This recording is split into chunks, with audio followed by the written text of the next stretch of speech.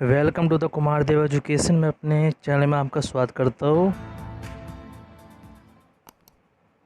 ये इसकी चौथी कविता है, वारसा की डायरी, जिसके लेखक है रामधारी दिनकर।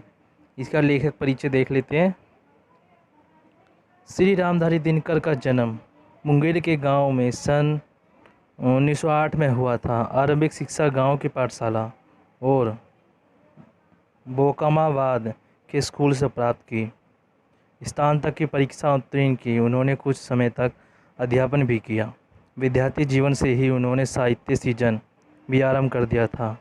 सन 1964 में वह राज्यसभा के सदस्य के रूप में मनोनीत हुए।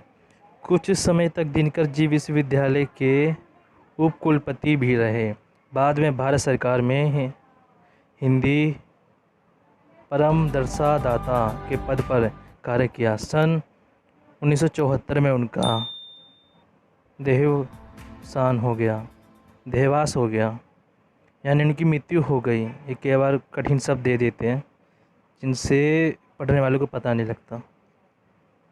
दिनकर जी की मुख्य काव्य रचनाएं हैं बलदोरी, संदेश, प्राणभंग, रेणुका, हुंकार, रसवंती, कुरुक्षेत्र, धूप और छाव, चक्रवार, रसीम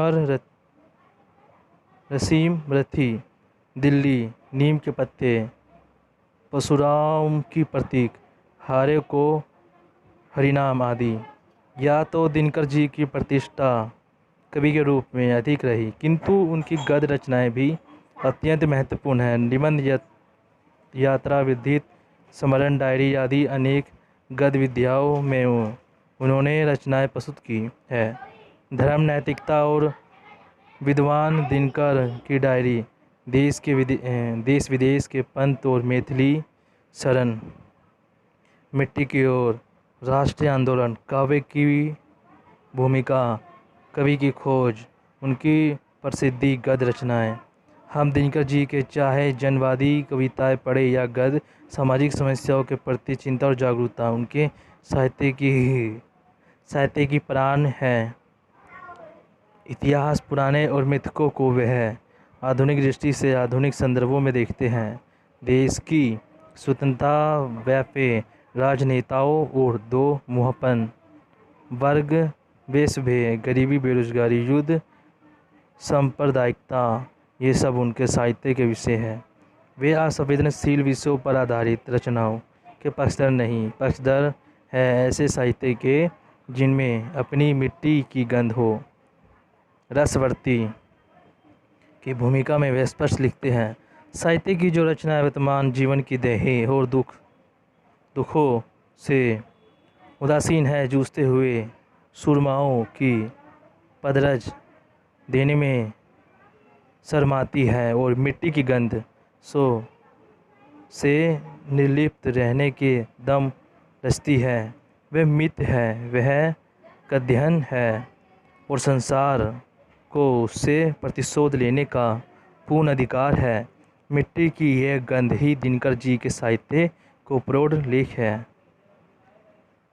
इसमें ये दिनकर जी की ये कविता, उनकी रसवंती की भूमिका, ये उनकी कुछ पंक्तियाँ दे रहा है कि साहित्य की जो रचना है वर्तमान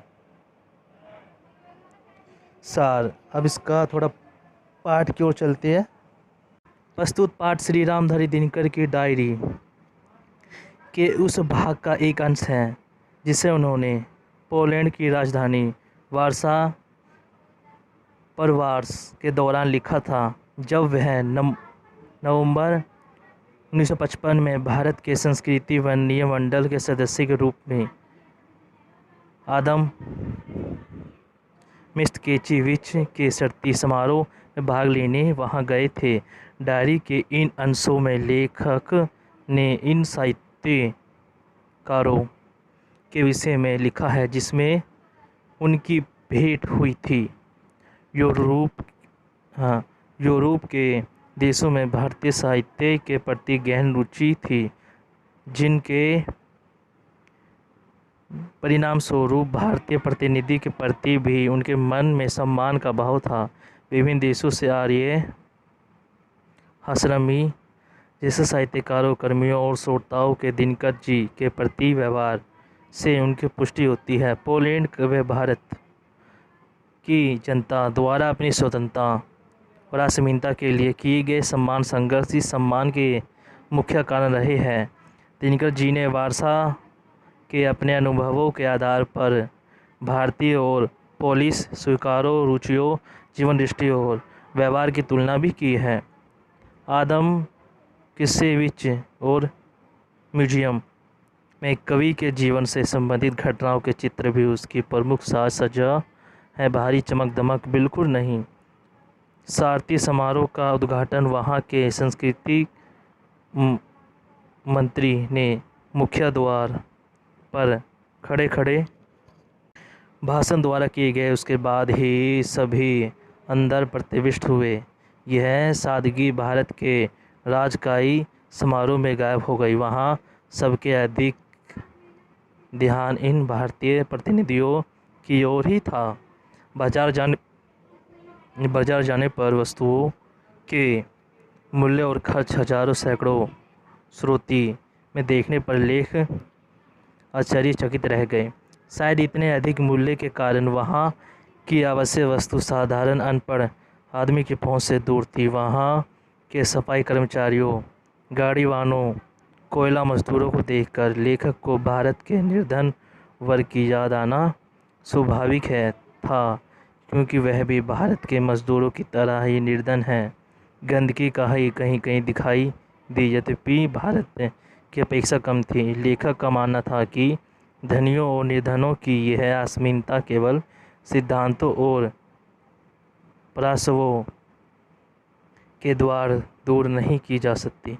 उनके लिए निष्ठापूर्वक काम करने की आवश्यकता होती है, चाहे वह देश भारत हो या समाजवादी देश पोलैंड।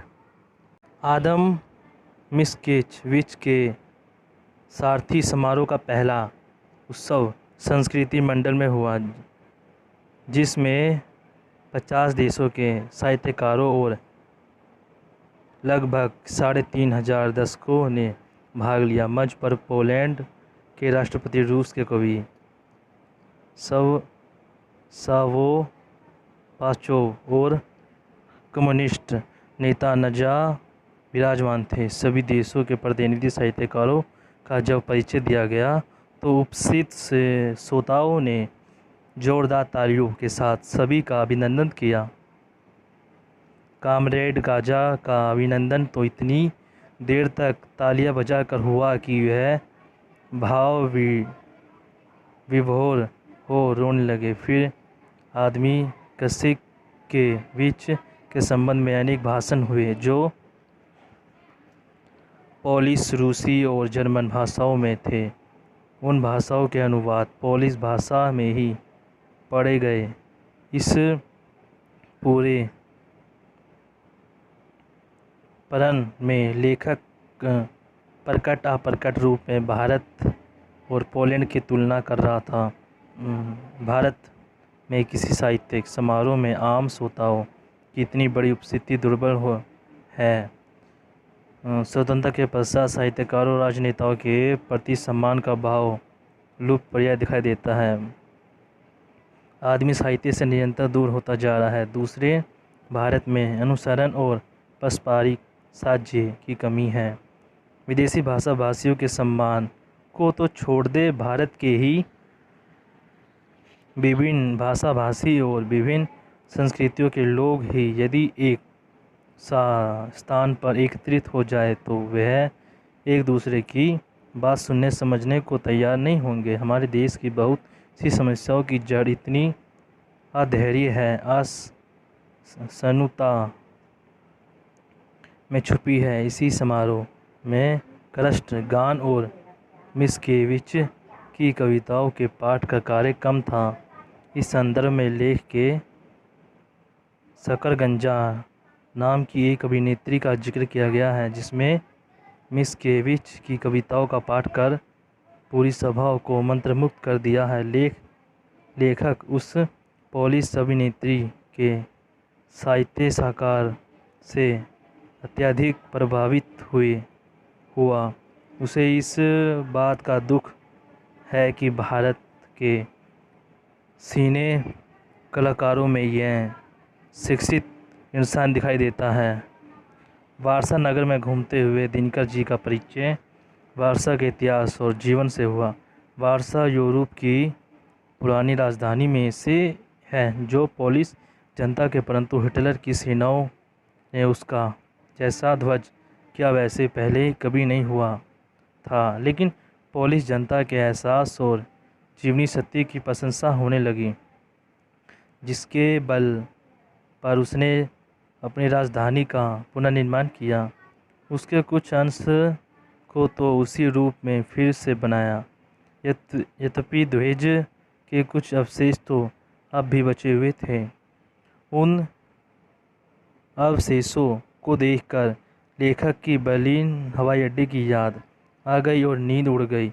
वारसा के ध्वजशेषों को लेखक ने हिटलर की राक्षसी वृत्ति का परिणाम माना है और बर्लिन की दीवार के परिणाम स्वरूप सोवियत संघ के प्रतिरोध, जिसमें बेचारी वहाँ की जनता का कोई अपराध नहीं था, किंतु उसे दंड का भागी बनना पड़ा। वारसा में घूमते हुए दिनकर जी का सामना एक जुलूस से हुआ, जिससे युवक युवतियाँ उत्साहपूर्ण कोई गीत गाते हुए जा रहे थे। उस जुलूस को देखकर लेखक को अपने देश की स्वतंत्रता से पूर्व के उन जुलूसों की याद आती है जिनमें भाग लेने वाले युवक युवतियाँ विदेशी दास्तां की मुक्ति पाने की कामना से देश की नवनिर्माण के लिए उत्साहपूर्वक ऐसे देश भक्ति के गति गीत गाते हुए निकालते थे। परंतु स्वतंत्रता के बाद तो भारत की तस्वीरें ही बदल गई। आज के जुलूसों में नवनिर्माण का उत्साह और कर्तव्य के प्रति निष्ठा नहीं बल्कि राजनीतिक महत्वाकांक्षाएं अथवा बेरोजगारी व भ्रष्टाचार के प्रति आक्रोश अधिक झलकता है। स्वतंत्रता काल में देश की राजनीतिक, सामाजिक, सांस्कृतिक, आर्थिक स्थितियों में आई विकृति पड़ी कि अनुशासनहीनता और उस श्रृंखलाता के लिए बहुत कुछ उत्तरदायी है। पोलैंड के उस जुलूस को देखकर लेखक को वहाँ तत्परता और अनुसरण का बोध होता है, जो संभवतः इस कारण भी है कि वहाँ के लोग अपने रोजी रोटी की कोई समस्या नहीं है। सभी की जीविका का प्रबंधन करना वहाँ की सरकार टैक्स की जिम्मेदारी है। किंतु लेख का प्रतीक होता है कि वहाँ अनुसरण समवर्त सुरती नहीं है बल्कि रेजिमेंटेशन के अधीन है, अर्थात शासन के मंच से है। शासन द्वारा आरोपित है। हो सकता है कि लेखक को कम्युनिस्ट सरकार के प्रति पूर्वाघुट के कारण ऐसा लगना हो, परंतु यदि ऐसा है तो यह गलत अनुशासनहीनता से भी अधिक दयनीय है। किसी भी देश और सम्मान का विकास वहाँ की जनता की निष्ठा, तत्परता, अनुसरण और कर्तव्य प्रेरणता पर निर्भर करती है।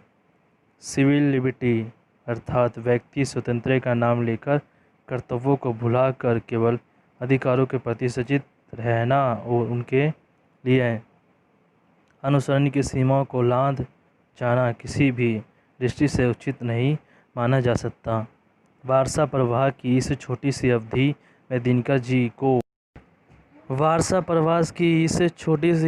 में दिनकर जी को पोलैंड की कपाकप देने वाली सर्दी का भी अनुभव हुआ। वहाँ भी प्रमुख नदी विसुला को उन्होंने देखा, जो कुछ समय बाद सर्दी में जम जाएगी और लोग उन पर जूते पहनकर पैदल घूमेंगे। उस समय सड़कों पर बर्फ़ जमी हुई थी, ठंडी तेज हवाएं चल रही थी। शरीर का जो भी अंग थोड़ा सा खुला रह जाता वही सुन्न हो जाता। किंतु ऐसे बर्फीले मौसम में भी वहाँ के लोग नियंत्रण काम में लगे रहते हैं। वहाँ की साम्यवादी व्यवस्था में भी मजदूरों की सफ़ेद पोशों का अंतर स्पष्ट दिखाई देता है। नाश्ते के समय लेखक की एक भेंट कुछ पोलिश कवियों और अतिथि साहित्यकारों से हुई। उनमें मिस्र के खुले दिल के खुश मिजाज श्री अजीज अवाज पाशा थे, पुरुष से, और काव्य संबंधित पत्रिका के संपादन श्री बुस्रे लुवी, कुछ के रूसी कवि रवि पाचोव थे। वहाँ उपस्थित सभी लोग दिनकर जी के नाम के साथ हिंदी शब्द का प्रयोग कर रहे थे। रात्रि में मिस्केविच के नाटक फोर फादर्स लव का मंचन था। पोलिश भाषा में होने के कारण लेखक उसे पूरी तरह तो नहीं समझ सके, किंतु मंच दृश्य योजना के संवाद उनके होने का एहसास कर रहे थे। वारसा से 30-35 मील दूर साखलीपुर बुफ नामक गांव में ट्रेड यूनियन के दफ्तर द्वारा अंकित नृत्य कष्ट का आयोजन किया गया, जिसका आनंद दिनकर जी के समेत सभी अतिथियों ने लिया। कोरस सामूहिक गान में अनेक काठों से निकलते हुए स्वर, गायन, नृत्य का भाव, भागी माए, उन सभी के लेखक अत्यंत प्रभावशाली भारतीय नृत्य में गांव प्रधान है और पाश्चात्य नृत्य में शरीर अभिव्यक्ति के प्रधान हैं। राजधानी वारसा के कलाकारों की अपेक्षा यहाँ के कलाकारों को सूक्ष्म प्रतीक हो रही है। भारत के श्रोताओं की अपेक्षा यहाँ के श्रोता अधिक उदार है, जो तालियों की कड़कड़ाहट से अपने कलाकारों को भरपूर उत्साहन देते हैं। कार्यक्रम के पश्चात इन कलाकारों ने दिनकर जी के साथ फोटो खिंचवाए। उनकी भारतीय वेशभूषा, विशेषण टोपी उन कलाकारों को कौतूहल और जिज्ञासा का कारण थी। इस विशेष सम्मान के खुले में यूरोप के देशवासियों में भारत के प्रति सम्मान का भाव था। कनिष्ठ देखते समय दिनकर जी का मन उद्ग्रन था। वह सोच रहे थे कि भारत में विकास की गति बहुत धीमी है, केंद्र और प्रजातीय राज्य में तालमेल की कमी है। बातें करने मात्र से देश का विकास नहीं होगा। तत्परता और कर्तव्यपरकता का भाव विकास के लिए अत्यंत आवश्यक है। विकास की इस मंद गति का एक प्रमुख कारण बेरोजगारी है, जिनने शिक्षित युवा वर्ग को नेता बना दिया। इस अंतर्राष्ट्रीय सम्मेलन में भाग लेते हुए लेखक को साम्यवाद की 2 उपलब्धियां दृष्टिगत होती हैं। एक, यह सम्मेलन वास्तव में अंतर्राष्ट्रीय है, जिससे गोरे काले का कोई भेद दिखाई नहीं देता। दूसरे, साम्यवादी देशों में बेकारी और वर्ग भेद नहीं है। वहाँ के लोगों से वार्तालाप के दौरान वह लोग भारत की सभ्यता, समस्याओं के विषय में अपनी जिज्ञासाएं लेखक के सम्मुख रखते हैं। वहाँ की स्त्रियां के व्यवहार, साज श्रृंगार और वेशभूषा को देखकर लेखक का ऐसा प्रतीक होता है कि वहाँ बुजुर्ग समाजों की अपेक्षा सेक्स संचित है। स्त्री और पुरुष सभी क्षेत्रों में मिलजुल कर काम करते हैं। शायद यही कारण है कि उनके बीच छुआछूत का भाव नहीं। वारसा विद्यालय के भारतीय विभाग में लेखक के भारतीय कविता पर भाषण दिया। वहाँ के अध्यापकों और विद्यार्थियों के संपर्क में होने पर लेखक को वहाँ विदेशी भाषाओं और उनके साहित्य के प्रति अनेक सम्मान से दिनकर जी अत्यंत प्रभावित हुए। लेखक इस निष्कर्ष पर पहुँचते हैं कि विश्व की एकता के लिए देशी विदेशी भाषाओं और अनेक साहित्य का अध्यापन बहुत अच्छा माध्यम सिद्ध हो सकता है। अंतर्राष्ट्रीय कवि सम्मेलन में दिनकर ने अपने खंड काव्य कुरुक्षेत्र के 60वें संग के कुछ भाग का पाठ किया, जिसे वहाँ उपस्थित श्रोताओं ने बहुत समझा। वहाँ आकर लेखकों को लगा कि भारत में अंग्रेजी की व्यापकता, प्रभावशीलता और अनिर्वृत्ता की स्तुति में जो गीत गाए जाते हैं वह वास्तव में इतने बेमानी है। इस सम्मेलन में जानने वाले तो बहुत थे पर अंग्रेजी जानने वाले बहुत कम। वारसा विद्यालय में भी कवि सम्मेलन का आयोजन हुआ। वहाँ श्रोताओं की उपस्थिति और व्यवहार सम्मेलन में भाग लेने वाले कवियों के लिए उत्साहवर्धक था। पोलैंड के राष्ट्रपति द्वारा दिए गए मोड़ में भी साहित्यकारों को औपचारिक परिचय और सम्मान किया गया। अंतर्राष्ट्रीय सम्मेलन में 2 लेने गए लेखक ने वारसा के इस प्रबंधन की अवधि में जो महत्वपूर्ण बातें नोट की वह थी, इस प्रकार के सम्मेलन भारत में भी आयोजित होते हैं किंतु उसमें अन्य भाषाई के प्रति वह सौंदर्यपूर्ण व्यवहार दिखाई नहीं देता जो यहाँ दिखाई पड़ा। इस सम्मेलन में राजनीतिक गंध भी नहीं थी। सरकारी आयोजनों भोजों से दूर सामान्य नागरिकों की रुचि ऐसे अभिजनों के प्रति दिखाई दे देती है जैसे वहाँ दिखाई दे रही थी।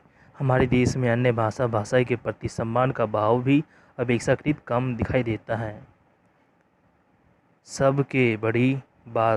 बड़ी बात जो लेखक ने अनुभव की वह थी कि पोलैंड के प्रत्येक नागरिक के मन में पोल होने का अभियान उनके चेहरे मुद्राओं से स्पष्ट झलकता था। शायद वहाँ भाव उनके संघर्ष और शक्ति देता था जिसे हम खोते जा रहे हैं। ये कविता समाप्त हुई। हम आपको मिलेंगे नेक्स्ट कविता में। वीडियो चलेगी, वीडियो को लाइक करें, चैनल को सब्सक्राइब करें और वीडियो को लाइक जरूर करें क्योंकि लाइक से हमें मोटिवेशन मिलता है।